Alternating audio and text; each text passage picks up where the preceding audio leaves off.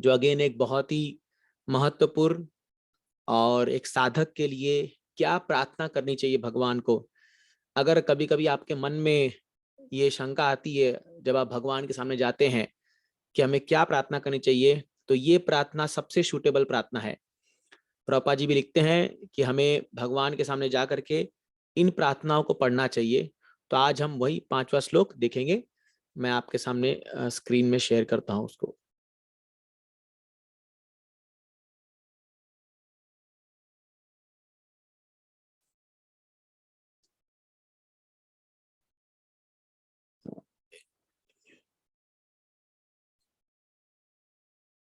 तो ये है 5वां श्लोक जो चैतन्य चरितामृत के अंत लीला में आता है और इस प्रकार है। अयि नंद तनुजा किंकरम पतितम माम विषमे भवाम बुधौ कृपया तव पाद पंकज स्थित धूलि सदृशम विचिंतया। तो इसका अनुवाद इस प्रकार है। वो कहते हैं, हिंदी में हम कैसा कह सकते हैं, हे भगवान कृष्ण, नंद तनुजा जो महाराज नंद के पुत्र हो, किंकरम, किंकरम मतलब मैं आपका नित्य दास हूं। किंकर, किंकर मतलब एक सर्वेंट, एक दास। पतितम माम विषमे भवाम बुधौ, भवाम बुधौ, भव सागर जो है, अम्बुधौ मतलब सागर। तो ये भव सागर कैसा सागर है? विष में, विष मतलब जहां केवल विष, जहर है, जहर का ये सागर। पतितम माम, मैं गिर पड़ा हूं इसमें, मैं पतित हो चुका हूं।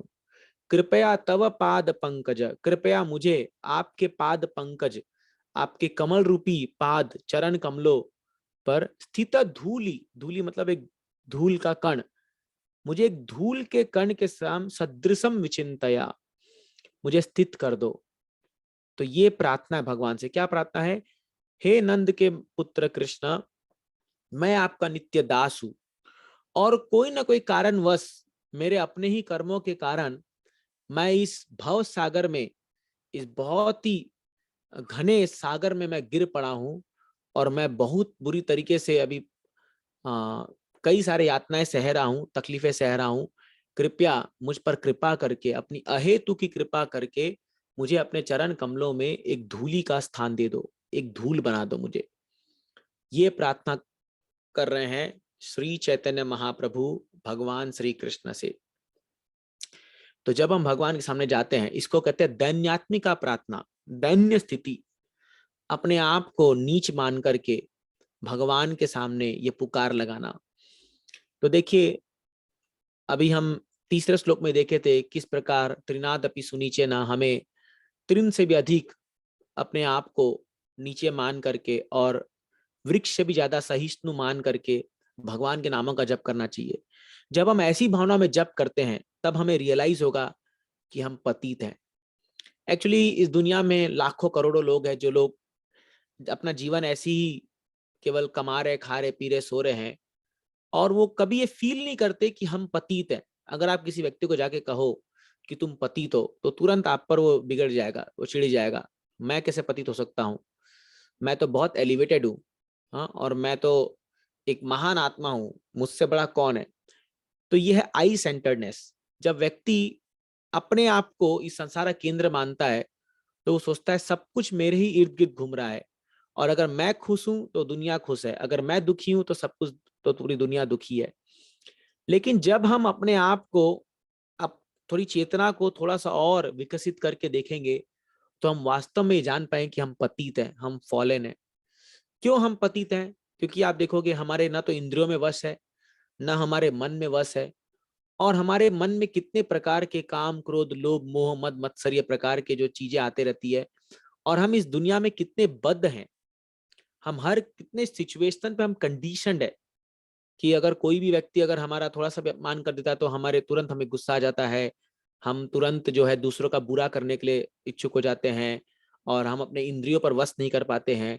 तो एक प्रकार से देखा जाएगा तो हम, और इस संसार में जो भी तकलीफें हैं, जन्म, मृत्यु, जरा, व्याधि, उस पर हमारा कोई कंट्रोल नहीं है, कोई भी कंट्रोल नहीं है ना। तो एक एक भक्त कल ऐसी मेरे सामने बैठे थे तो उनके उनके किसी संबंधी का कुछ अभी 1 साल पहले ही एक्सीडेंट में मृत्यु हो गई। तो वो मुझे बता रहे थे कि प्रभु जी, मुझसे ये मुझे जब भी मैं रात को सोता हूँ तो मुझे उसका चेहरा घूमता है मेरे सामने। और हमारे घर में कोई कमी नहीं है, बहुत धनी खानदान से है वो, बहुत धन वन सब कुछ है, सारी सुविधा है घर में, कोई कमी नहीं है।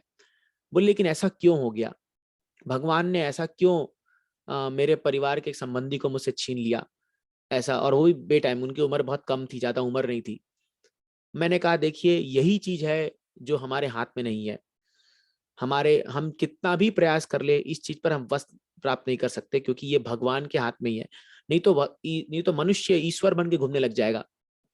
जिस दिन वो मृत्यु पर भी विजय प्राप्त कर लेगा, उस दिन वो जो है ईश्वर बन के घूमने लग जाएगा और अपने आप को ही भगवान मानना शुरू कर देगा। और अभी भी मान रहे लोग, अभी भी कई ऐसे तथाकथित बाबा है जो अपने आप को भगवान मानने में तुले पड़े हैं। हाँ, अपने आप को ही भगवान मानते हैं, थोड़ा सा चमत्कार कर देते हैं, किसी का भविष्य बता देते हैं, किसी की कुछ बीमारी ठीक कर देते हैं, तो वो अपने आप को भगवान मानने पर तुले हुए हैं। ये एक मिथ्या अहंकार है, ये एक भ्रम है। तो लेकिन भक्ति में जब हम आते हैं तो हम अपनी वास्तविक स्थिति को हम जानते हैं कि हम कोई बड़े महान व्यक्तित्व नहीं है, हम भगवान के दास है, किंकरम। आप देखोगे भक्ति में ये दैन्यता की भावना, कोई भी शास्त्र पकड़िए जहां भी भक्ति की बात आएगी ये दैन्यता की भावना आती है। इसका मतलब ये नहीं है कि हम हम एकदम ही मतलब हम नालायक है, मतलब हम कुछ कर ही नहीं सकते, ऐसा कुछ नहीं है। हम लायक हैं, हम भगवान की सेवा और आप हम बड़े बड़े काम कर सकते हैं, लेकिन फिर भी हम अपने आप को हमेशा ये फील करते हैं कि हम में ये क्षमता नहीं है। ये क्षमता जो हम कर भी कुछ पा रहे हैं वो भगवान की कृपा से हो रही है, और वो सत्य है। इसमें कोई फॉल्स वो प्रोपेगेंडा नहीं है कि हम अपने आप को जानबूझ के नीच बता रहे हैं। एक्चुअली जो लोग भक्ति में आगे बढ़ते हैं वो ये फील करते हैं कि मैं कितना तुच्छ हूँ, मैं कितना नीच हूँ, और मैं और लोगों से बहुत गिरा हुआ हूँ क्योंकि मेरी चेतना उतनी शुद्ध नहीं है। तो ये फील करना, जेन्युइनली फील करना, आर्टिफिशियली नहीं, ये भक्ति में प्रगति का एक साइन है, एक सिंबल है। जो लोग भक्ति प्रगति करते हैं वो जेन्युइनली ये फील करते हैं कि भगवान मैं एक फॉलन कंडीशन सोल हूं, प्लीज मुझे उठा लो, प्लीज मुझे अपने चरण कमल में एक स्थान दो। स्वयं चैतन्य महाप्रभु ये चीज फील कर रहे हैं। तो अभी हम आज इस क्लास में एक भक्ति विनोद ठाकुर के गीत को थोड़ा पढ़ेंगे और भगवान के चरण कमल के बारे में थोड़ा उनका गुणगान सुनने का प्रयास करेंगे। लेकिन उससे पहले मैं थोड़ा हमारे इस संसार में पतित होने का क्या कारण है उस पर थोड़ा सा प्रकाश डालना चाहूंगा। तो वो बताते हैं कि फ्रूटिव एक्टिविटीज जो हमारे मन में इस संसार को भोगने की इच्छा हुई, वो हमारे पतित होने का कारण है। भगवान भगवत गीता में बताते हैं, इच्छा द्वेष समुत्थेना द्वंद्व मोहेना भारत। इच्छा और द्वेष जो है ये एक कारण है हमारे इस संसार में आने का। इच्छा मतलब एक तो इस संसार को भोगने की इच्छा, और द्वेष, किससे द्वेष, भगवान से द्वेष करना, समुत्थेना। इन दोनों के मिलन से जो है द्वंद्व मोहेन भारत, हम द्वंद्व में पड़ जाते हैं हमेशा। तो आप देखोगे हम इस संसार में हमेशा प्रयास करते हैं हर एक चीज को भोगने के लिए, इसको ही भोग लो, इसको भोग लो, इसको भोग लो, कोई भी चीज। इवन हम भक्ति में आने के बाद भी आप देखोगे हमारी ये भोगने की जो वृत्ति है वो जाती नहीं है। हाँ, तो इवन हम भक्ति को ही भोगने का प्रयास करते हैं। तो मैं क्लास में बता रहा था कि जैसी हमें भक्ति में भी कभी थोड़ा सा अगर हमारा प्यूरिफिकेशन होता है, या कोई हमें मान लो करेक्शन देता है, या कोई हमें कुछ समझाता है कि प्रभु जी या माता जी आप ये सही नहीं कर रहे हैं, तो तुरंत ईगो हट हो जाता है और हम क्या सोचते हैं हमसे अच्छा भक्ति कोई नहीं कर रहा। तो हम लोग फीडबैक लेने के लिए कभी भी तैयार नहीं होते, क्योंकि कहीं ना कहीं हम भक्ति को भी भोगने के लिए प्रयास करते हैं। तो भक्ति में जो चीज हमें अच्छी लगती है, चाहे वो प्रसाद हो, चाहे वो कीर्तन हो, चाहे जो अच्छा है वो करना चाहिए, लेकिन हम उसको किस मूड से कर रहे हैं। हम उसको इस मूड से करते हैं कि मुझे अच्छा लग रहा है बोल के मैं कर रहा हूं। हम ये मूड से नहीं करते कि ये चीज भगवान को प्रिय है कि नहीं है ना। इसीलिए जब भक्त लोग भक्ति में जुड़ते हैं तो कई बार क्या होता है, दो भक्तों में स्पर्धा हो जाती है, एक एनवियस, एक स्पर्धा, द्वेष की भावना आती है। क्यों आती है? क्योंकि एक भक्त जो अभी उन्नत भक्त नहीं है वो क्या सोचता है कि मैं जो सेवा कर रहा हूं सबसे अच्छी सेवा कर रहा हूं, दूसरा जो भक्त है वो मुझसे अच्छी सेवा नहीं कर सकता। अभी यहाँ पर पॉइंट ये नहीं है कि मैं अच्छी सेवा कर रहा हूं या वो अच्छी सेवा कर रहा है, पॉइंट ये है कि भगवान किससे खुश हो रहे हैं। अगर भगवान एक भक्त की सेवा से ज्यादा खुश हो रहे हैं तो हमें खुश होना चाहिए, क्योंकि हमारा लक्ष्य तो वही है ना कि भगवान खुश होए। हमारा लक्ष्य है कि भगवान खुश होए। वो कौन खुश कर रहा है वो उससे फर्क नहीं पड़ता। तो जब कोई दूसरा भक्त अच्छी सेवा करता है तो हमें खुश होना चाहिए कि वो भक्त भगवान की अच्छी सेवा कर रहा है। यही आध्यात्मिक जगत की चेतना है। जैसे आप भागवत में पढ़ोगे कि जब सभी प्रकार के पक्षियां आध्यात्मिक जगत में भगवान के लिए गीत गाती है, उसमें कोयल, मैना और ये सब तोते सब गाते हैं।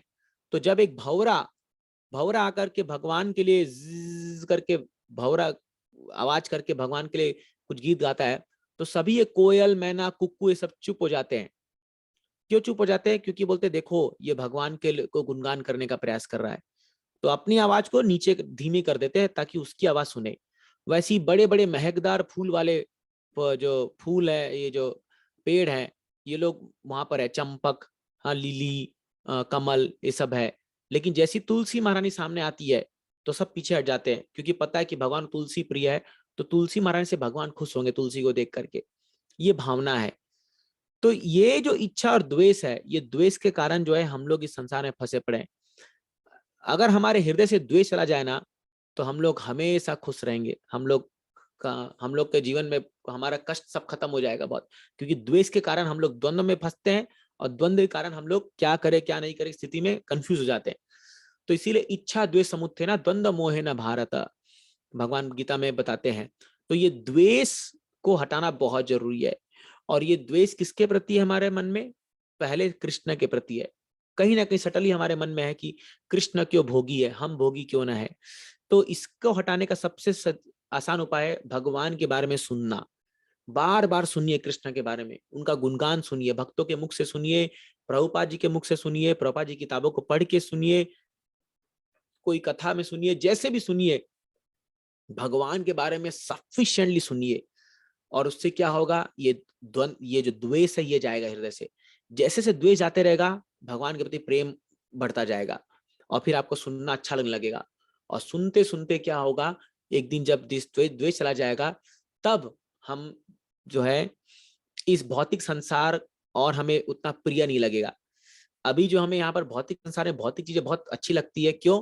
क्योंकि कृष्ण से द्वेष है। जितना कृष्ण से द्वेष है उतना भौतिक चीज अच्छी लगेगी, और जितना कृष्ण से प्रेम है उतना भौतिक चीजें आपको बहुत घिन्न लगेगा, जघन्य लगेगा। क्यों? क्योंकि कृष्ण से जो द्वेष है वही हमारे भौतिक चीजों में आकर्षण का कारण बनता है। हाँ, तो जैसे कृष्ण के प्रति हमारा द्वेष है कि अगर मान लो एक पुरुष है, उसको स्त्री के प्रति आकर्षण हो रहा है, तो क्यों हो रहा है? क्योंकि उतना उसका एन्वी है कृष्ण के प्रति। तो कृष्ण के प्रति सोचता है कि कृष्ण क्यों एंजॉय कर रहे उधर स्त्रियों को, उधर तो उतना मैं भी एंजॉय करूंगा इस दुनिया में स्त्रियों को। तो उतना उतना आकर्षण पड़ जाता है उसका। वैसी हर एक चीज को आप देख लो, कोई भी चीज के प्रति आकर्षण हो रहा है भौतिक, मतलब कृष्ण के प्रति द्वेष गया नहीं है। क्योंकि अगर कृष्ण के प्रति द्वेष चला गया और उनके प्रति प्रेम आ गया, तो आपको इस संसार की हर एक चीजें एकदम तुच्छ लगेगी। या तो तुच्छ लगेगी, और या तो आप उस सब चीजों को भगवान की सेवा में लगाओगे, जैसे प्रभुपाद जी हमें समझाते हैं युक्त वैराग्य के रूप में। तो इसीलिए हमारा मेटेरियल अट्रैक्शन कितना है ये हमें देखना होगा। उतना ही हमारा हृदय में भगवान के प्रति द्वेष है, और उसको हमें हटाना होगा। उसको हमें बार बार सुनना होगा भगवान के बारे में, तब जाकर के हमारे द्वेष हटेगा। तो अब हम जो है थोड़ा सा भगवान के चरण कमल के बारे में, उनकी महिमा के बारे में सुनने का प्रयास करेंगे। एक बहुत सुंदर गीत लिखा है श्रीला भक्तिविनोद ठाकुर। देखिए, हमारे आचार्यों ने गीत के माध्यम से हम लोगों को बहुत कुछ सिखाया। पूरे वेद वाक्यों को, समस्त वेद के ज्ञान को हमारे आचार्यों ने इन वैष्णव गीत के रूप में हमारे सामने प्रस्तुत किया। इसलिए आज मेरी इच्छा थी कि आपको एक गीत, एको न बूझी न प्रभु करके एक गीत है जो पीपीटी फॉर्म में मेरे पास है, मैं आपसे शेयर करूंगा। एक एक स्टैंजा गाएंगे और फिर उस पर चर्चा करेंगे हम लोग। ठीक है? हाँ,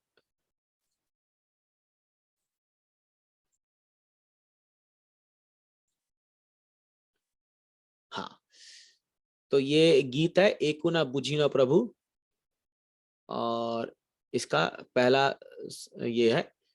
इसको एक मीटर में गाते हैं ऐसा, एको न बूझी न प्रभु तुम्हारा चरण, अशोका भयामृत पूर्ण सर्वक्षान। तो ये भक्ति ठाकुर क्या कह रहे हैं? एको न बूझना प्रभु, एक बात मैं जान गया प्रभु। क्या जान गया? तुम्हारा चरण, आपका जो चरण है वो कैसा है? अशोक अभय अमृत, वो एक मनुष्य को, एक जीवात्मा को अशोक, शोक मतलब क्या, लैमेंटेशन, शोक से रहित करता है, अभय और भय से रहित करता है। शोक और भय से रहित करने वाला अमृत के समान है आपका चरण। पूर्ण सर्वक्षण, हाँ, इसमें सारे गुण है, पूर्ण सर्वक्षण, सारे लक्षण, सारे गुण आपके चरण कमल में है। इसीलिए आपको बता दूं कि योग पद्धति में जब हम भगवान के शरीर पर हम मेडिटेट करते हैं या ध्यान योग में ध्यान करते हैं, तो कपिल मुनि तीसरे स्कंद श्रीमद् भागवतम में देहूति को बोलते हैं, सबसे पहले भगवान के चरण कमल का दर्शन करना चाहिए, सबसे पहले भगवान के चरण कमल को देखना चाहिए, और कई समय, लंबे समय तक भगवान के चरण का ध्यान रखना चाहिए, लंबे समय तक, ऐसा बताते हैं। For a long time you should meditate on the lotus feet of Lord. इसलिए जब आप मंदिर आते हैं, सबसे पहले भगवान के चरण कमल को देखिए और बहुत देरी तक देखिए। या आपके घर में कोई फोटो है भगवान का, तो इसलिए आप देखिए, भगवान कृष्ण बड़े दयालु हैं, अपने चरण कमल को दर्शन देते हैं। राधा रानी भी दयालु है, लेकिन राधा रानी चरण कमल को छुपा देती है, और वो केवल साल में 2 दिन, शायद राधाष्टमी और गोपाष्टमी के दिन दर्शन होते हैं राधा रानी के चरण कमल। लेकिन भगवान अपने चरण कमल स्पष्ट दर्शन देते हैं हमें, और हमें उसका ध्यान करना चाहिए। भगवान के नख को, भगवान के सुंदर जो उनके चरण में जो वो पायल बंधी हुई है या उनके कोई अंगूठी लगी हुई है, और उनके सुंदर नख, उनकी अंगुलियां, और उसको ध्यान रखना चाहिए। ये बहुत अच्छा मेडिटेशन है, हम लोग इसको प्रैक्टिस कर सकते हैं। तो जब भी हम आते हैं, और आप देखोगे मन में कभी भी अगर हमारे भौतिक इच्छा आ रही है या बहुत मन तकलीफ दे रहा है, सता रहा है, तुरंत भगवान के चरण कमल का ध्यान करना शुरू कर दीजिए। आप देखोगे आपका मन बहुत शांत हो जाएगा। तो ये भक्ति कर कहते हैं अशोक अभय अमृता। एक तो उसका अशोक, सारा लेमिटेशन चला जाता है। तो किसका शोक भगवान ने के चरण कमल ने हरा था? कोई बता सकता है? कोई एग्जाम्पल दे सकता है यहाँ पर कि किसका शोक भगवान ने हर लिया था अपने चरण कमल से? बहुत फेमस गोपियों एग्जाम्पल। हाँ, हाँ किसका? जी, गोपियों के प्रभु जी। हाँ वो तो है, लेकिन एक बहुत फेमस एग्जाम्पल है, रामायण में भगवान रामचंद्र ने अहल्या का शोक हरण कर लिया था। हाँ, अहल्या को जब उसके पत्थर थे, पत्थर से जो है उसको जैसी स्पर्श किया तो वो नारी बन गई, है ना। तो अहल्या को श्राप लगा था, गौतम ऋषि ने श्राप दिया था, और वो कई साल तक, हाँ पत्थर, यहाँ पर किसने लिखा? अहल्या जी। किसने लिखा? सुदामा। हाँ अच्छी बात है। सभी ऑफ कोर्स, सभी जो नहीं भक्त हुए उनका शोक हर लिया, लेकिन अहल्या एक फेमस एग्जाम्पल है जहां पर भगवान रामचंद्र ने, वो जो इतने कष्ट में बैठी हुई थी और बेचारी कब से इंतजार कर रही थी, कब प्रभु रामचंद्र आएंगे और वो मेरा उद्धार करेंगे, पत्थर के रूप में बैठी हुई थी। इसका मतलब ये नहीं कि पत्थर मतलब निर्जीव थी, पत्थर थी लेकिन जीवित थी। आप समझिए, अगर आपका शरीर पत्थर ऐसा बन जाए, ना आप हिल सकते हो, ना आप डुल सकते, कुछ नहीं कर सकते, आपकी चेतना, चेतना इंसान की, लेकिन शरीर पत्थर का है, तो कैसा लगेगा आपको? एक ही स्थान में बैठे हो, वहीं गर्मी, सर्दी और धूप सब सहना पड़ रहा है, बारिश सब सहना पड़ रहा है। वैसे में वो कई साल तक बैठी रही और भगवान आकर के उसका उद्धार किए। तो अशोक अभय, और भगवान के चरण कमल जो है वो अभय, अभय प्रदान करते हैं। अब बताइए अभय का एग्जाम्पल कौन बताना चाहेगा? और एक फेमस एग्जाम्पल श्रीमद् भागवतम से, जिसके भगवान के चरण कमल ने अभय प्रदान किया था, किसको? कोई बोलना चाहेगा या कोई चैट बॉक्स में जिन लोगों ने भागवतम पढ़ा है या सुना है लीला, याद कीजिए। बहुत फेमस एग्जाम्पल है जहां पर भगवान ने अपने चरण कमल दे करके कहा था, अब जाओ, तुम्हें कोई भय करने की दरकार नहीं है।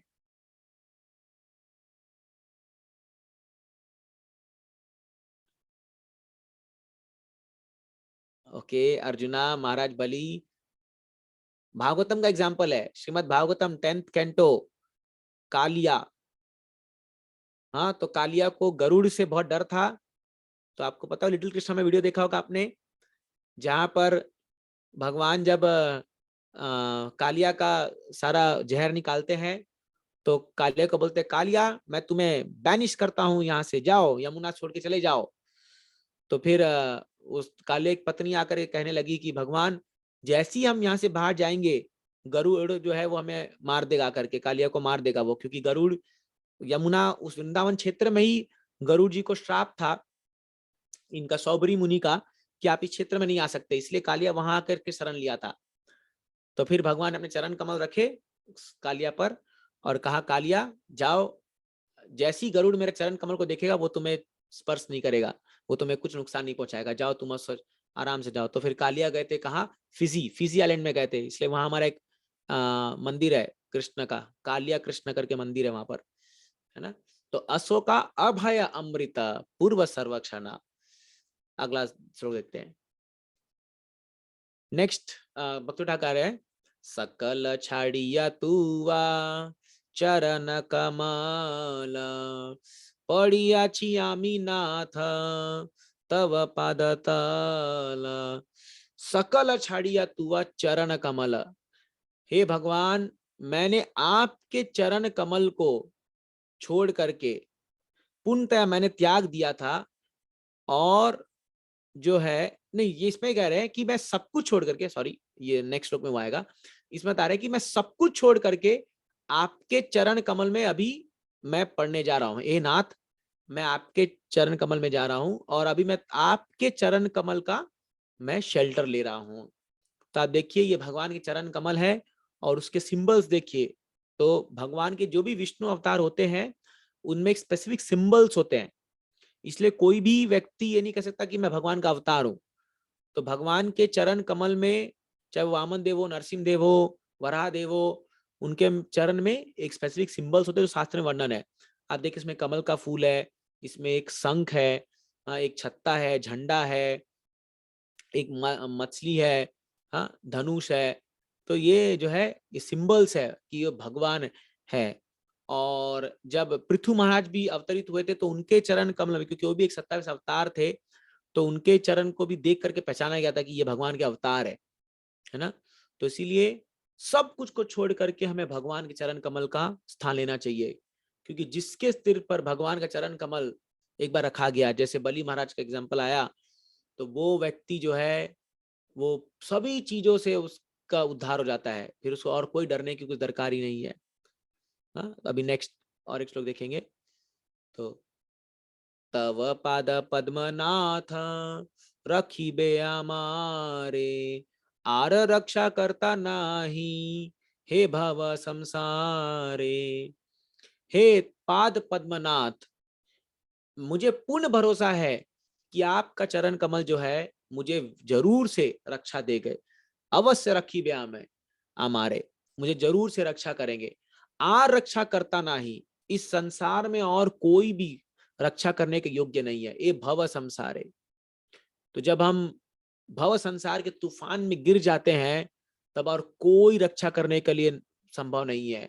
हाँ जैसे गजेंद्र का एग्जाम्पल आता है, तो जब वो गजेंद्र हाथी जो है वो जा करके मगरमच्छ से जब फंस जाता है उसके मुंह में जा करके, तो 1000 साल तक युद्ध करता है, कि 1000 साल तक वो सबसे स्ट्रॉन्गेस्ट हाथी था। मतलब समझ लीजिए वो त्रिकुटा पर्वत पे जब चलता था वो गजेंद्र, तब धम धम धम आवाज होता था, तो सारे इवन शेर लोग भी भाग जाते थे, इतना उनका उनका बल था और इतना उसका उसकी शक्ति थी, उसका खौफ था वहां पर। लेकिन जब वो पानी में जाकर के मगरमच्छ के पांव में के मुख में बीच में फंसा, 1000 साल तक भी युद्ध करने पर अपने कुछ उठा नहीं पाया, और अंत में जा करके एक कमल का फूल उठा करके भगवान को दिखाया, हे भगवान, हे पालन करता, अब तो कोई नहीं है मेरा बचाने वाला, आप ही बचा सकते हो केवल। सेम द्रौपदी का उदाहरण आता है, द्रौपदी भी सब लोग का चेहरा देख ली लेकिन कोई बचा नहीं पाया, अंत में जाकर के भगवान को स्मरण की, भगवान आपके बिना कौन और बचा सकता है, अब तो अब लाज तुम्हारे, अब तो जीवन तुम्हारे, और हम कुछ अब मेरे में शक्ति नहीं है। तो ये हमें फील करना चाहिए एक्चुअली। कई बार हम लोग क्या है अब जी एक्चुअली इसीलिए कुंती महारानी एक प्रार्थना में कहती है कि जन्म ऐश्वर्य सुतश्री एद मान मद पुमान, कि जन्म ऐश्वर्य सुतश्री, जिसके अच्छा जन्म होता है, बहुत ऐश्वर्य होता है, बहुत कोई सुंदर होता है, बहुत ज्ञानवान होता है, तो उसका मद से, उसके प्राइड से वो व्यक्ति जो है वो आपको फीलिंगली कॉल नहीं कर सकता, आपको जो है भावनात्मक रूप से भगवान आपका स्मरण नहीं कर सकता। क्यों? क्योंकि उसका शेल्टर इन सब चीजों में है।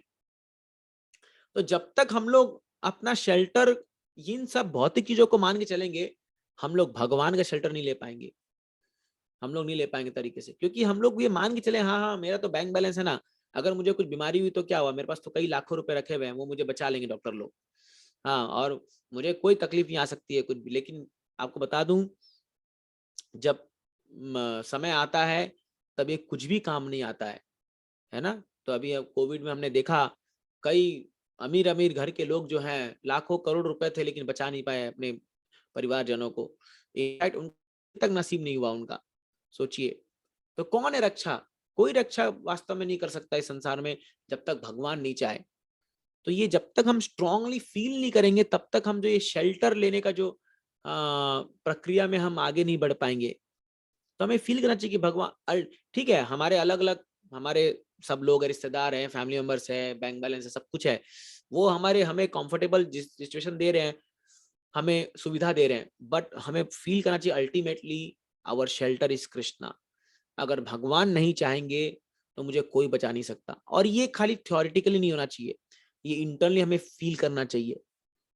इसलिए कभी कभी भक्त लोग अपने आप को जानबूझ करके माने एक ऑकवर्ड ऐसी सिचुएशन में रखते हैं जहां पर वो हेल्पलेसली भगवान का हेल्प मांगते हैं। जैसे अभी बुक डिस्ट्रीब्यूशन चल रहा है, तो हम लोग जब बाहर जाते हैं और हम ऐसे लोगों को फेस करते हैं जो लोग हमें हमें उतना सम्मान नहीं देंगे, तो उस समय हम भगवान का शेल्टर लेते हैं, है ना? उस समय हम भगवान का, इसीलिए जब आप प्रचार में निकलते हो तो हमें भगवान का शेल्टर लेना ही पड़ता है। तो इसलिए जब तक हम कुछ हरक्युलेंट टास्क नहीं करेंगे, जब तक हम कुछ मेहनती कार्य नहीं करेंगे, तब तक हमें फील ही नहीं होगा कि हम भगवान का शेल्टर ले रहे हैं नहीं ले रहे, है ना। जैसे कभी कभी हम ट्रैवल करते हैं ट्रेन में, तो कभी कभी सीट बुकिंग नहीं होती है, तो उस समय भगवान को याद करते, भगवान कुछ तो करो। या मान लो प्रसाद की व्यवस्था नहीं हो रही है, तो फिर भगवान को याद करते, भगवान कुछ तो करो, बचाओ हमको, कुछ तो अरेंज करो, और भगवान करते हैं। तो उस समय बहुत ही फील होता है कि अरे कृष्णा मेरा कितना रक्षा कर रहे हैं। लेकिन जो लोग आराम से घर में बैठे एकदम कंफर्टेबल सिचुएशन में, बैठे बैठे सारा खाना आ जा रहा है, बैठे बैठे सब कुछ आ जा रहा है, उनको कैसे फील होगा कि भगवान हमारी रक्षा करते हैं? उनको तो कभी फील होगा जब हार्ट अटैक आएगा या कुछ ऐसा बीमारी होगा बड़ा, तब जाकर उनको फील आएगा भगवान आप मेरे को बचाओ। लेकिन हमें ये प्रैक्टिस करना चाहिए डे टू डे लाइफ में। एक्चुअली हर दिन हमें भगवान के सामने आकर के ये प्रार्थना करना चाहिए, भगवान की हालांकि मेरे पास सारी सुविधा है, लेकिन आप अगर नहीं चाहो तो कोई बचा नहीं सकता मुझे, और आप ही हमारे रक्षा रक्षा करता हो। इसलिए कुंती महारानी कहती है कि हे भगवान, अब जब तक अभी हमारे जीवन में इतना कष्ट था तब तक आप हमारे साथ थे, जैसे ही अभी युद्ध हो गया, अभी महाराज युधिष्ठिर राजा बन गए और हमारे पास सब सुविधा आ गई तो आप जा रहे हो, मुझे ऐसा सुख नहीं चाहिए। भगवान मैं प्रार्थना करती हूँ कि वापस विपदा संतु तत्सत, मुझे फिर से दुख आए। क्यों?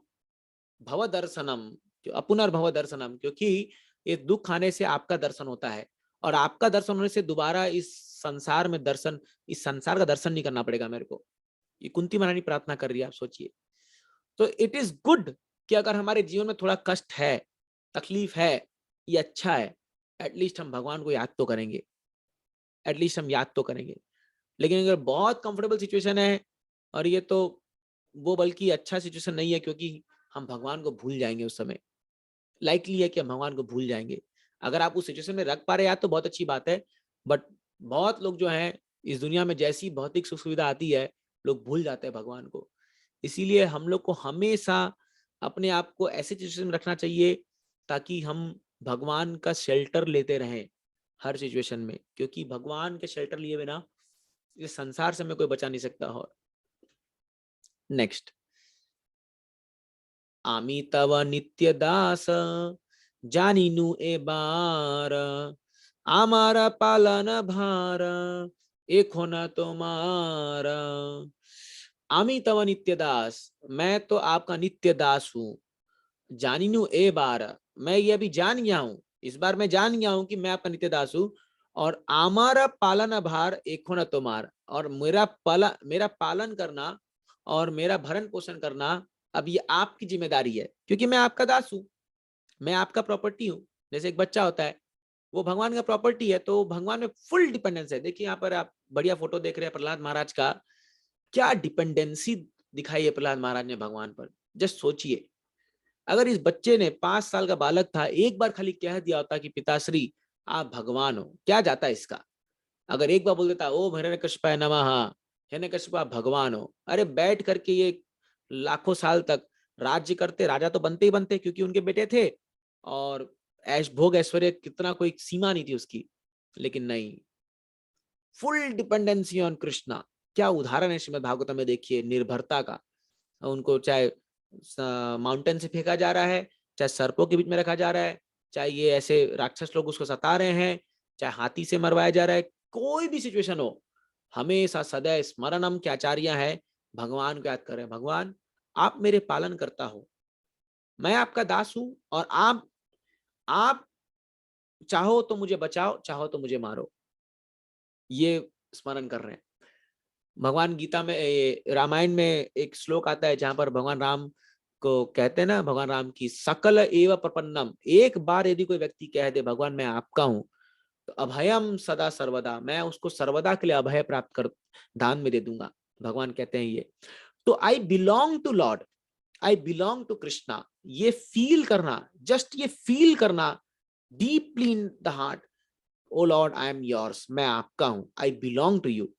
आप देखोगे आपको कोई भय नहीं लगेगा फिर जीवन में। क्यों? और भगवान गीता में कहें, वो तो वचन दिए हैं कि जो कोई भी व्यक्ति में अनन्य चिंतयन्तो माम ये जना परिभाषते तेसाम नित्य भुक्तानाम योगक्षेम वहां हम। मैं ये वचन लेता हूं कि मैं पर्सनली, कोई व्यक्ति अगर अनन्य मेरा चिंतन कर रहा है तो मैं उसका भरण पोषण मैं करूंगा, योगक्षेम वहां हम। यही फेथ प्रभुपाद जी को था, यही फेथ प्रभुपाद जी को था। शिला प्रभुपाद जी को एक बार पूछा गया कि प्रभुपाद, क्योंकि प्रभुपाद जी जिस पे ही लोगों से मिलते थे, बड़े बड़े साइंटिस्ट, डॉक्टर, सब लोग बोलते थे यू आर ऑल फूल्स, तुम लोग मूर्ख हो, तुम लोग मेन पॉइंट को मिस कर रहे हो, तुम लोग कृष्णा पर भरोसा नहीं कर रहे हो, तुम कृष्णा को नहीं जान रहे हो। तो पूछा गया Prabhupada how can you say so confidently that Krishna is there, how can you say so confidently? Prabhupada ji ने उत्तर दिया, हाउ विल आई नॉट से, मैं क्यों नहीं बोलूं, because every moment in my life I am seeing Krishna in my heart. मैं भगवान को सदैव अपने हृदय में देख रहा हूं, तो मैं क्यों नहीं बोलूं? जब मैं देख रहा हूं सामने है कृष्णा, तो मैं क्यों नहीं बोलूं ये चीज को एकदम गला फाड़ फाड़ करके और कॉन्फिडेंटली। ये प्रभुपाद जी थे, उनका कन्विक्शन और उनका ये डीप कन्विक्शन कि भगवान पालन करता है। भगवान किसी पर डिपेंड नहीं हुए प्रभुपाद जी, कभी नहीं। सोचिए 70 साल के बूढ़े आयु में जा रहे जलदूत जहाज में, मानना पड़ेगा ये जरा कल्पना के बाहर है ये चीज। और प्रभुपाद जी पूर्ण विश्वास है कि भगवान मेरा पालन पोषण करेंगे। सोचिए आप, ये है एक भक्त की चेतना, है ना। नेक्स्ट देखते हैं। बड़ दुख पाइया छी स्वतंत्र जीवाने, दुख दूरे गेलो ओ पद बराने। बड़ा दुख पाइया छी स्वतंत्र जीवने, स्वतंत्र जीवन मैंने पा करके बड़ा दुख पा रहा हूं मैं। हाँ, अनेक प्रकार की यातनाएं, अनेक प्रकार की जो है कष्ट मेरे जीवन में आए जा रहा है, क्योंकि मैंने आपसे स्वतंत्रता ले ली है। हाँ, लेकिन अब मेरा दुख जो है दूर गेलो, मेरा दुख खत्म हो गया। ओ पदवरण है, जैसे ही मैंने आपके चरण कमलों को स्पर्श किया, मेरा दुख चला गया, मेरा दुख दूर हो गया, है ना। तो ये एक व्यक्ति को फील होना चाहिए। इसीलिए शुद्ध भक्ति का पहला लक्षण है क्लेशदा। सारे भौतिक कष्ट जो है वो खत्म हो जाते हैं जैसे ही आपने भगवान का शेल्टर ले लिया, जैसे ही हमने भगवान के चरण कमल को टाइट से पकड़ लिया और उनका शरण ग्रहण कर लिया है, तो क्लेशदा हमारे सारे दुख जो है वो दूर हो जाएंगे। ये होना चाहिए। भले भौतिक रूप में कष्ट आ रहे हैं, लेकिन आप इंटरनली इतने कॉन्शियसली आप शेल्टर्ड हो भगवान पर कि आपको महसूस ही नहीं हो रहा वो कष्ट, वो फील ही नहीं हो रहा आपको वो कष्ट। ये सब महान भक्तों ने ये सबको करके दिखाया है ना। तो इसीलिए स्वतंत्र जीवन जो है, एक्चुअली हमारे दुख का कारण स्वतंत्रता, इंडिपेंडेंट मेंटालिटी। हम चाहते हैं कि जो मैं चाह रहा हूं वही मैं करूं, और हम आचार्यों की बात नहीं मान करके, शास्त्रों की बात नहीं मान करके मन मर्जी ढंग से जीवन चलाने का प्रयास कर रहे हैं, और यही हमारे दुख का सबसे बड़ा कारण है। लेकिन जैसे ही हम भगवान के चरण कमलों को स्ट्रांगली पकड़ेंगे, होल्ड करेंगे, तो हमारा दुख जो है वो दूर हो जाएगा। नेक्स्ट गाते हैं। जे पद लागिया रमा तपस्या करीला, जे पद पाइया शिव शिवत्व लभीला। जे पद लागिया रमा तपस्या करीला, जिस पद को सेवा करने के लिए रमा तपस्या करते रहती है दिन रात। हाँ, लक्ष्मी माता जो है आप देखोगे सदैव चरण कमल की भगवान की सेवा करते रहती है। इसलिए पाद सेवनम जो है, पाद सेवनम की आचार्य है लक्ष्मी देवी, और सदैव भगवान चरण कमल को दबाती रहती है सदैव। हाँ, और तपस्या में लगी हुई है कि वो पद प्राप्त करने के लिए, कि मुझे चरण कमल की सेवा मिले। जे पद पाइया शिव शिवत्व लभिला, जो आज शिव भगवान जो इतने ऑस्पिशियस है, जिनका शिवत्व जो है वो आपके पद के प्राप्ति है। क्यों गंगा को शिव ने अपने सिर पर धारण किया? क्योंकि गंगा भगवान के चरण कमल को स्पर्श करके निकलती है। जब भगवान वामन देव ने बलि महाराज के 3 पग मांगे थे और एक पग को जब आकाश को भेदते हुए गए थे, तो वहां पर जो नदी बह रही थी गंगा सेलेस्टियल वर्ल्ड में, वो भगवान चरण को स्पर्श करके जो है वो नीचे उतरती है। और जैसी शिव जी ने देखा, अरे ये तो भगवान का चरणामृत नीचे आ रहा है, तो वो तुरंत अपने सिर पे धारण करते हैं शिव जी। हाँ, तो एक्चुअली गंगा भगवान चरणामृत है, इसलिए गंगा जल इतना शुद्ध होता है, भगवान चरण कमल से निकल के आ रहा है ना। और आप देखोगे ब्रह्मा जी भी जो है वो जैसे ही भगवान चरण अपना उठाते हैं वामन देव, तो चरण की परिक्रमा लगाते हैं और अपने कमंडलू से उनका चरण अभिषेक करते हैं भगवान ब्रह्मा जी। ये भी अगले श्लोक में सदा आएगा। जे पद लभिया ब्रह्मा कृतार्थ होइला, जे पद नारद मुनि हृदय धरिला। तो ब्रह्मा जो है वो पद लभिया, आपके चरण कमल के दर्शन करके, आपके चरण कमल को स्पर्श करके, उनकी वंदना करके जो है ब्रह्मा कृतार्थ हो गए। वो एक आत्म संतुष्टि महसूस करने लगे ब्रह्मा। और नारद मुनि का तो कहना है क्या, अपने हृदय में सदैव वो पद को धारण करके घूमते रहते हैं और सभी लोगों को भक्ति का ज्ञान सिखाते रहते हैं। हाँ, नारद मुनि बजाए बिना राधिका रमन नामे। तो क्यों सदैव नारद मुनि के हृदय में भगवान का चरण उनके हृदय में झलकता रहता है। तो ये सब महान भक्तों के लक्षण है। वो सदैव भगवान के चरण कमल पे ध्यान आकर्षित करते रहते हैं और अपने ध्यान को भगवान चरण कमल में रखते हैं, उनसे प्रार्थना करते रहते हैं। केवल चरण कमल इतना ऑस्पिशियस है, इतना शुभ है भगवान चरण कमल, इसलिए भगवान चरण कमल सदैव हमारे मन में बैठा रहे, हमारे ये मन में उनका चिंतन चलता रहे। इससे बड़ा और ऑस्पिशियसनेस कुछ हो नहीं सकता है हम लोगों के लिए। नेक्स्ट देखिए, नेक्स्ट गा रहे हैं। सेई से अभय पद सिरे ते धरिया, परम आनंदे नाची पद गुण गाइया। सेई से अभय पद, वो जो पद है भगवान आपका चरण कमल, सिरे ते धरिया, मैं अपने सिर पे धारण करता हूँ, और परम आनंद नाची, परम आनंद से मैं नाचते हुए गाऊंगा क्या, पद गुण गाइया, उस पद का मैं गुण गाता हूँ, है ना। तो जो लोग भगवान के चरण कमल को अपने सिर पर रखते हैं, वो लोग आनंद, जैसे आप देख रहे हो कई भक्त लोग हैं, हजारों हजार भक्त लोग हैं, नाचते हुए गाते हुए जा रहे इतना कॉन्फिडेंटली। क्यों? क्योंकि उनको पूर्ण भरोसा है कि भगवान के चरण कमल हमारे सिर पर है और वो हमारी रक्षा करेंगे।